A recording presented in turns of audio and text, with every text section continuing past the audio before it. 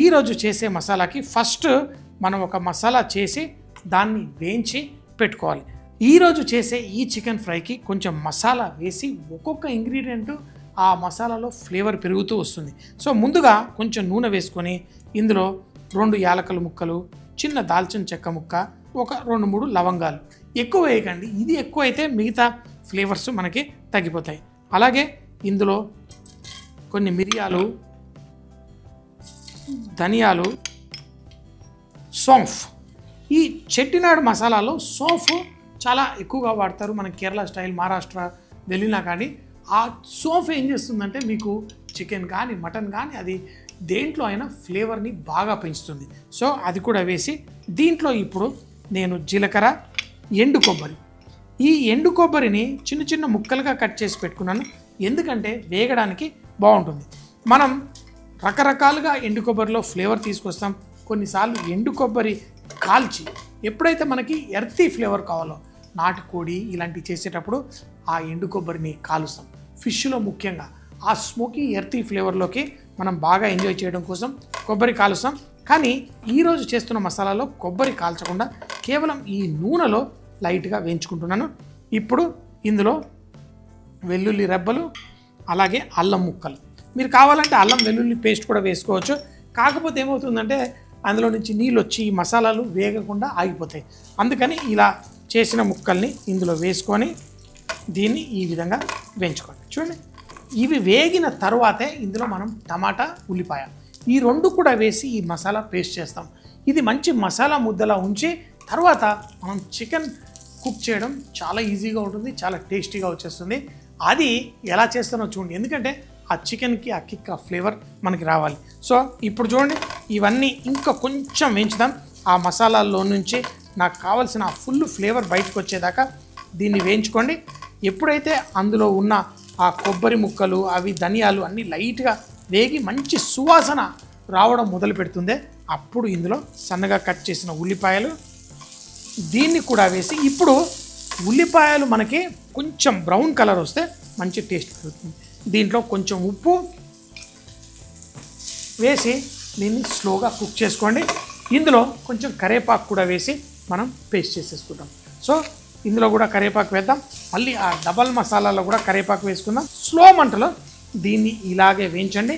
ఎందుకంటే ఈ మసాలానంతా మళ్ళీ మనం మిక్సీ జార్లో వేసి పేస్ట్ చేసుకోవాలి.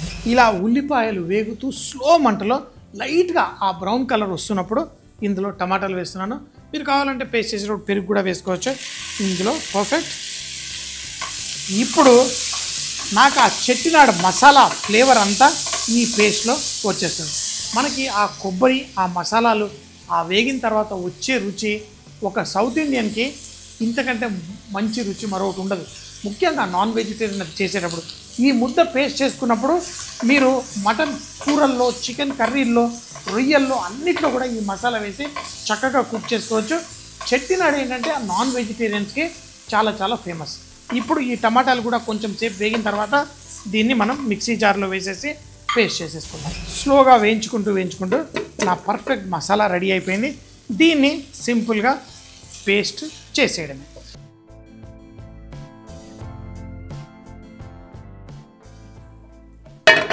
ఇప్పుడు మసాలా రెడీ అయిపోయింది. దీన్ని పేస్ట్ చేసి దీంతోటే ఒక ఆసమ్ అద్భుతమైన కర్రీ చేసుకుందాం.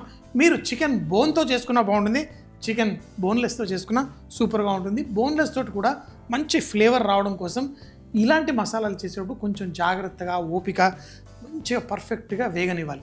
ఎందుకంటే మనం మసాలాలు అన్నీ ఎంతసేపు వేగుతాయి, ఎలా వేగుతాయి దాన్ని బట్టే రుచి మనకు వస్తుంది. మన మసాలా పేస్ట్ చెప్పాను కదా, చూడండి. ఆహా, ఇది ఉంటే ఏ ఫుడ్నైనా అద్భుతంగా చేసేసుకోవచ్చు. కానీ నేను ఈరోజు ఒక ఫ్రై లాగా చేస్తున్నాను. సో దీంట్లో మరొక్కసారి నూనె వేసుకుందాం. ఈ చికెన్ ముక్కలు ఇందులో స్లోగా మనం ఫ్రై చేసుకుందాం. చికెన్ని నేను బ్రైన్ చేశాను. బ్రైన్ అంటే ఉప్పు నీళ్ళల్లో నానబెట్టుకున్నాను. సో ఉప్పు నీళ్ళలో నానబెట్టుకుంటే మనకి ఈజీగా పర్ఫెక్ట్గా మనకి కుక్ అవుతుంది. ఈ చికెన్ ముక్కల్ని మనం ఈ నూనెలో వేసేసుకుందాం. వేసి ఈ చికెన్ ముక్కల్ని కొంచెం ఒక 3-4 కుక్ అయ్యేంత వరకు స్లోగా ఇదే నూనెలో ఫ్రై చేసుకుందాం.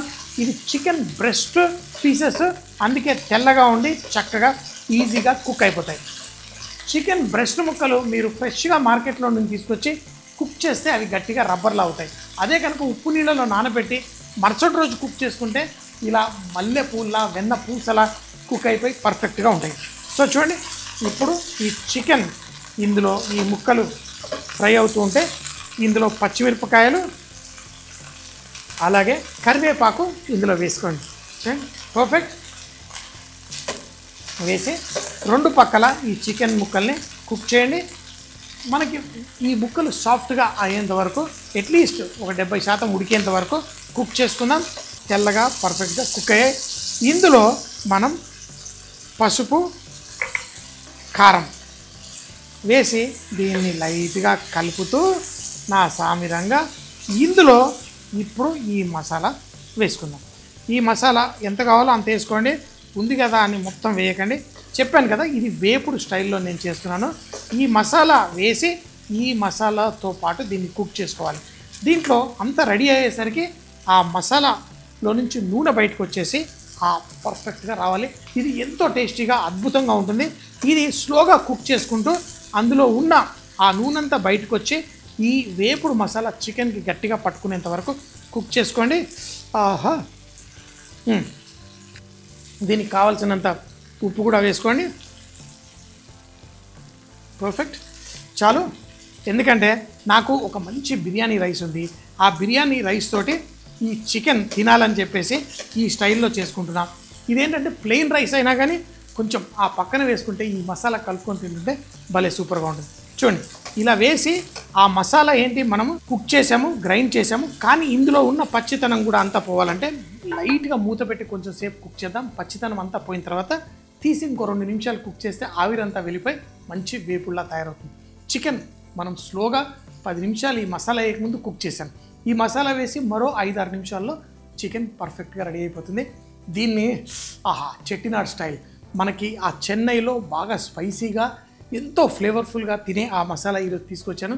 ఇదే దాంట్లో మీరు చికెన్ బదులు ఫిష్ వేసుకోవచ్చు, మటన్ వేసుకోవచ్చు, రొయ్యలు వేసుకోవచ్చు, ఏది వేసుకున్నా అదిరిపో.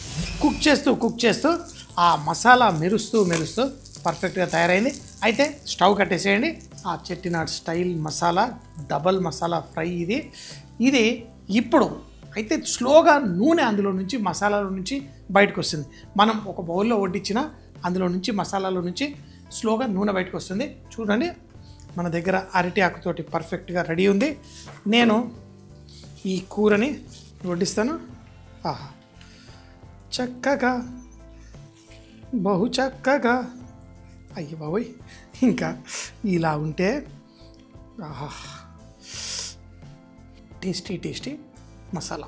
చేసుకునేటప్పుడు కొంచెం నూనె ఎక్కువ పడుతుంది. ఆ నూనె వేయకపోతే మనకి ఈ మసాలా ఇంత చక్కగా వేగదు, ఆ ఫ్లేవర్ అంతా బయటికి రాదు.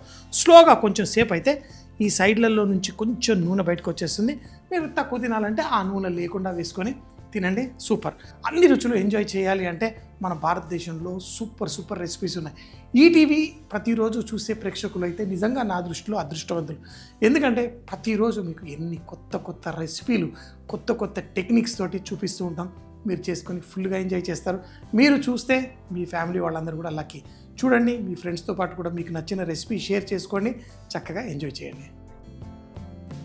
Double masala Chettinad style chicken వేపుడు. దీన్ని తయారు చేసుకోవడానికి ముందుగా ప్యాన్ లో కొంచెం నూనె వేసి యాలకులు, దాల్చిన చెక్క, లవంగాలు, అలాగే మిరియాలు, ధనియాలు, సోంపు, కొంచెం జీలకర్ర, ఎండు కొబ్బరి చిన్నగా కట్ చేసిన ముక్కలు అన్ని వేసి స్లో మంటలో వేయించుకోవాలి.